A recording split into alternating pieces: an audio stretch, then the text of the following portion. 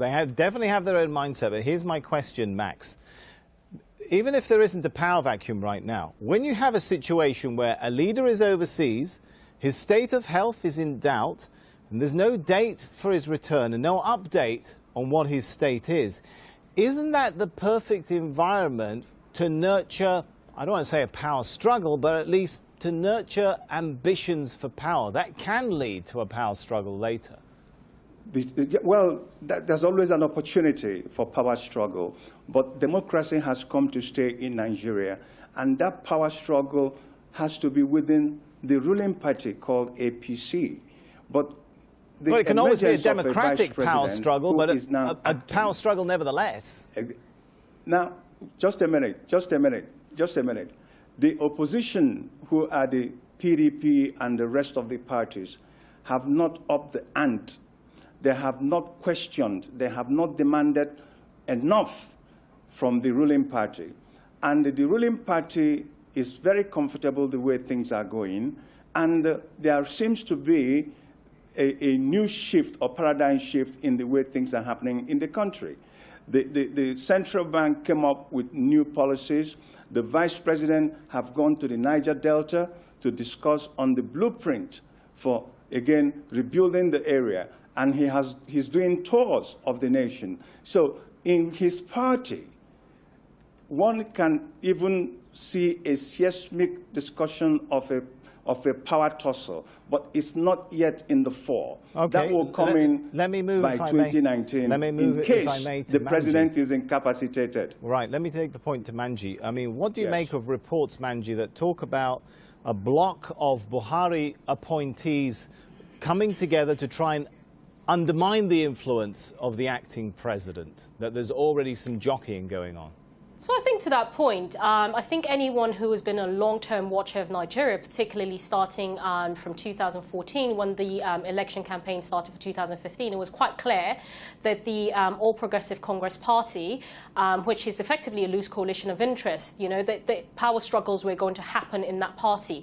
I think the big question, however, the Buhari's absence, or the sort of spanner in the works that Buhari's absence throws into that mix, is that if you were expecting this power struggle to begin to happen in the lead up to 2019 elections, I think Buhari's absence has accelerated that power struggle. We've certainly already started hearing rumours of the southwest bloc of the APC, which effectively a lot of people see that as the economic base of the APC, starting to sort of rally into power to try to wrest control of the party. And I think all of these things, to be honest, are quite negative for Nigeria going forward, because as power struggles repeatedly across a number of African countries have been shown to minimize government effectiveness.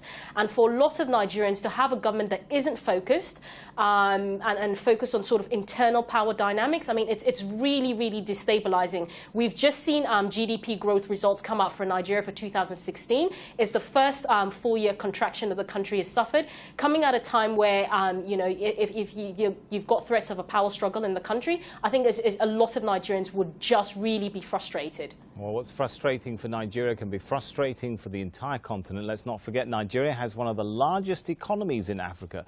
It faces many problems, though. Buhari has said corruption is the very worst of all the problems confronting his country. Then there's, of course, Boko Haram. Buhari said the army defeated the group, but there are still attacks in the northeast. Falling oil prices have hit the Nigerian economy hard. Unemployment has doubled since Buhari took office. And there's been unrest in the southern region of Biafra, where protesters say they want more autonomy. Clearly a lot of issues here, Max, and it's not just issues for Nigeria. This is a major player on the African continent, Africa's #2 oil supplier, one of the continent's largest economies. Any problems in Nigeria are going to have implications beyond its borders, right? You're very correct about that. But let me just say that the issues you have just raised, the points you have just raised, have always been there. I am from the part of Nigeria that is southeast, that is agitating for separation. But I am a Nigerian, and I am not agitating for separation. It's the minority group within that particular region that are agitating for that, and it has become a political weapon for 2019.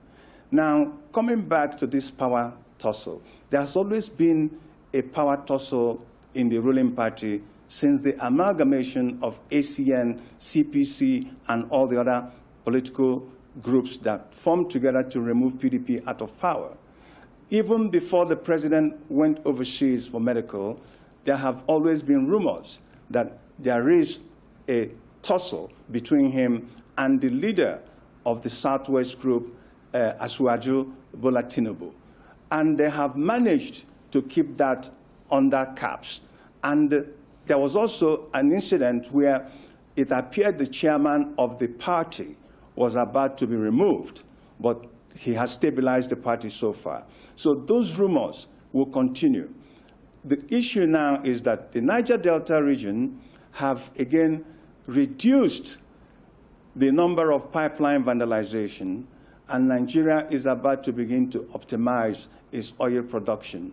And like you have rightly said, any hiccups in Nigeria is a hiccup in Africa and will also have a resounding effect in other international communities because of Nigeria's partnership with other regions of the world.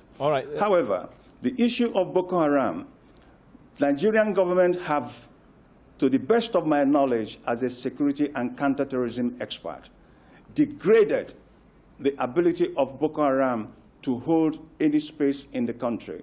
So Boko Haram have gone back to what they were before, fighting asymmetrical war, and then using shaheeds, in this case, suicide bombers, to create panic. All right, let me take some of those points. You made some good points. Let me take them, if I may, to Manji and ask the question, are we being a little too alarmist at this point? The country hasn't fallen to pieces. There are, some good signs. Progress has been made, although problems do persist. Max has pointed out the fall in the number of attacks on pipelines in the Niger Delta area, the stabilization of the currency, or progress towards that's been made since the vice president took over. He's ordered the construction of new roads. He's signed or unveiled a $20 billion plan to develop a gas industrial park. I mean, there's plenty of good news too. It may not be perfect. Why are we getting all worked up at this point, Manji? For me, it's not a question of being alarmist. I don't really think that, Buhari's absence will mean that the country falls apart. But like I said earlier, I think if we were expecting a power struggle to emerge within the APC in 2018, for example, I mean, Buhari's absence is only accelerating that process and sort of bringing it forward. And that's an unwanted distraction for, acting President Yemi Osinbajo, because, as you rightly pointed out, he still needs to deal with all these issues. I mean, he's signed, contracts for road building. The central bank seems to be moving towards a more flexible exchange rate system. That's still yet to be determined. He's gone out to the Niger Delta to begin the negotiation process. All of these things are steps in the right direction. But unfortunately, if we do get a power struggle that bubbles to the surface, it becomes a huge distraction for him at a time when he clearly needs to be doubling down and pushing through with a lot of the what positive measures he's taken, and Nigerians are actually quite happy for that. All right, let me take a point which Manji made several times, I think, in the show so far, Max. How do we know if this is really the president's initiative or this is the acting president's energy, shall we say, the steps that have been taken? Isn't that important to know?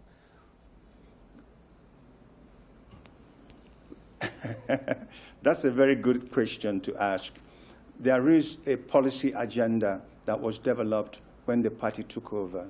And I think the acting president is carrying out the policy agenda of the party, and not necessarily that of the president, but that of the party. And the president gave tacit approval because in my own investigation, they did review some of these roadmaps in terms of bringing the country out of the woodworks. And these are the roadmaps that the acting president is following. So what the acting president have injected is his own personal energy to make sure that these things are carried out immediately.